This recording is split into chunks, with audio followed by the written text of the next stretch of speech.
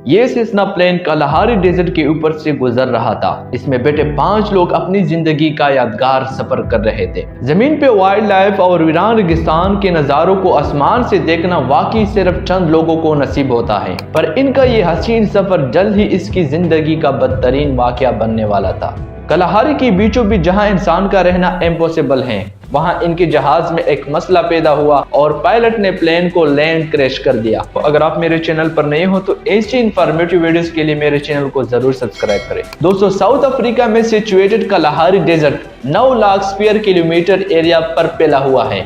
ये दुनिया का छठा बड़ा डेजर्ट माना जाता है। ये अफ्रीकन सहारा की तरह इतना खुश्क तो नहीं है और इसी वजह से यहाँ 320 अलग अलग किस्म की वाइल्ड लाइफ बस्ती हैं, जिनमें शिकारी जानवरों की बात की जाए तो शेर, चीता और जंगली कुत्तों समेत अफ्रीकन हाथी भी शामिल हैं, जो अपने इलाके में किसी को भी बर्दाश्त नहीं कर सकते। इस वाइल्ड लाइफ को देखने के लिए दुनिया भर से लोग साउथ अफ्रीका में डेजर्ट सफारी के लिए जाते हैं। अब क्योंकि ये डेजर्ट इतना बड़ा है कि इसको साउथ अफ्रीका की 3 कंट्रीज आपस में शेयर करती हैं, जिनमें बोट्सवाना के पास कलाहारी डेजर्ट का सबसे बड़ा शेयर है। बोट्सवाना की कैपिटल गेब्रोन में एक कोरियन कंपनी के executive director Carl du Plessis ने एक प्राइवेट प्लेन चार्टर किया। वो अपने दोस्तों को कलाहारी डेजर्ट में शानदार नजारे दिखाते हुए इनको 600 किलोमीटर दूर मोन नामी एक गांव में जाना चाहते थे। इनके इस ट्रिप का मकसद एडवेंचर के साथ एक बिजनेस इवेंट को कवर करना भी था। इस हवाई सफर में इनके दोस्त माइक निकोलिक और इनकी बीवी लेनेट निकोलिक के समेत नेब गुरोरेक और जहाज की पायलट कोस्टा मार्को डोनेट्स भी थे। ये जहाज सेसना 414 ट्विन इंजन था, जिसमें ये 5 लोग बहुत एक्साइटेड होकर सवार हो गए। टेक ऑफ करते ही जहाज कलाहारी के ऊपर से होता हुआ मोन की तरफ रवाना था। ये सिर्फ 2 घंटे का सफर था, लेकिन एक ही घंटे के बाद लेनट, जो कि पहले ही से घबराई हुई थी, उसने एक प्लेन के वेग में से ऑयल लीक होता देखा। पहले तो उसने सोचा कि ये नॉर्मल है, लेकिन फिर उसे रहा नहीं गया और उसने अपने हस्बैंड के साथ ये बात शेयर की। जब पायलट कोस्टा को यह बताया गया तो उसने एहतियातन प्लेन का वो इंजन बंद कर दिया जिनसे ऑयल लीक कर रहा था। पायलट के हिसाब से इसमें कोई खतरे की बात नहीं थी, क्योंकि सेसना 414 में अभी भी एक इंजन बचा था, पर क्योंकि अफ्रीकन डेजर्ट में कड़कती गर्मी की वजह से यहाँ की हवा बहुत पतली और खुश्क होती है और इसी वजह से प्लेन को अपना एल्टीट्यूड मेंटेन रखने के लिए दोनों इंजन की पावर रिक्वायर्ड थी। प्लेन अब ऐसा नीचे आता जा रहा था। पायलट ने इमरजेंसी में गेब्रोन कंट्रोल टावर से कांटेक्ट किया, लेकिन बदकिस्मती थी उनकी, कलाहारी की बीचों बीच रेडियो भी काम करना छोड़ गया था। अब जहाज को बचाने का एक ही तरीका था कि इसको खुद से किसी सीधी जगह पर लैंड करवा दिया जाए। ये जहाज वैसे ही कम एल्टीट्यूड में था, इसलिए पायलट को जल्द ही कोई लैंडिंग ट्रैप ढूंढनी थी। पायलट को नीचे सिर्फ छोटी बड़ी चट्टानों और झाड़ियों के सिवा कुछ नजर नहीं आया, यानी कोई प्लेन की जगह नहीं थी। अब सिर्फ एक ही ऑप्शन था और वो था अपनी जान बचाना। पायलट ने सबको ब्रेस पोजीशन में आने को कहा और जहाज को झाड़ियों के बीच में ही क्रैश लैंड किया। क्रैश लैंड होने से पहले अंदर बैठे पैसेंजर को सिर्फ इतना याद था कि जमीन से बहुत करीब पहुंचने पर उनको कई जानवरों की झुंड भागते हुए दिखाई दी। चंद मिनटों में जब सबको होश आया तो चारों तरफ सिर्फ स्मोक और आग थी। लेनेट का हाथ जल चुका था और नेब गुरु की शायद लंग्स डैमेज हो गई थी, क्योंकि उसको सांस नहीं आ रहा था। फिर सबने मिलकर नेब को प्लेन से बाहर निकाला और दरख्त के सहारे सीधा खड़ा कर दिया। इन दोनों के अलावा बाकी तीनों को कोई सीरियस चोट नहीं लगी थी। अभी इन्होंने खुद को संभाला ही था कि प्लेन से लीक होने वाले फ्यूल ने आग पकड़ ली और पूरा प्लेन एक जोरदार धमाके से फट पड़ा।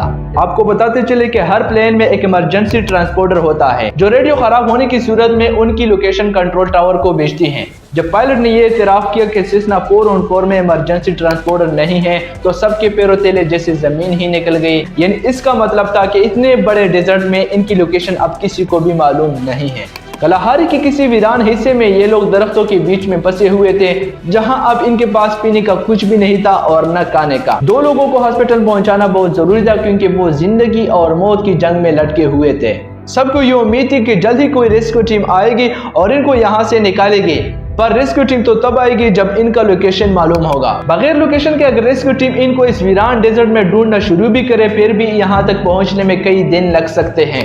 इतने में दिन ढलने लगा और इन्होंने प्लेन के तेल को इस्तेमाल करके एक बोन फायर लगा दी। सारी रात इनको खूंखार जानवरों की आवाजें झाड़ियों से आती रही, लेकिन शायद वो बोन फायर रही थी जिसने जानवरों को दूर रखा हुआ था। अब दूसरे दिन का आगाज हो चुका था, लेकिन रेस्क्यू टीम का दूर दूर तक नामो निशान नहीं था। पांचों की हालत बद से बदतर होती जा रही थी। डिहाइड्रेशन की वजह से इनके गले खुश्क हो चुके थे। सुबह सवेरे उन्होंने पत्तों पर पड़े ओस को पीना शुरू कर दिया, पर अभी चंद कतरे ही पिए थे कि सूरज सर पे आने लगा और ये ओस भी गायब हो गई। इतने में इनको दूर से किसी जहाज की आवाज सुनाई दी। इस उम्मीद में कि रेस्क्यू टीम यहाँ तक पहुंच गई है, उन्होंने आसमान पर अपनी नजरें जमा ली। उन्होंने देखा कि एक पैसेंजर प्लेन ठीक उनके ऊपर से गुजर रहा था। उन्होंने आवाजें भी लगा दी, धुआं छोड़ा, लेकिन सब बेकार था, क्योंकि इनको इतनी ऊंचाई से नोटिस करना करीबन नामुमकिन था। अब इनको यहीं पर अपनी मौत दिखाई दे रही थी। या तो हम यहाँ पर पड़े भूख और प्यास से मर जाएंगे, और अगर बाहर निकले तो जानवरों की खुराक बन जाएंगे। आखिरकार एग्जीक्यूटिव डायरेक्टर कार और पायलट ने इस खतरनाक डेजर्ट में मदद ढूंढने का फैसला किया। ये फैसला था तो बहुत खतरनाक, लेकिन इसके सिवा कोई और ऑप्शन बचा भी नहीं था। वो लोग अपनी जख्मी साथियों को पीछे छोड़कर रवाना हो गए। दूसरा दिन भी खत्म होने वाला था। क्रैश साइट में लेनेट और नेप्स की हालत अब मजीद बिगड़ती जा रही थी। पूरा दिन आग बरसाने वाली गर्मी ने इनको मजीद डिहाइड्रेट कर दिया था। दूसरी तरफ कार्ल और पायलट को भी पूरा दिन चलते रहने के बाद भी पानी का कोई खास सुराग नहीं मिला था।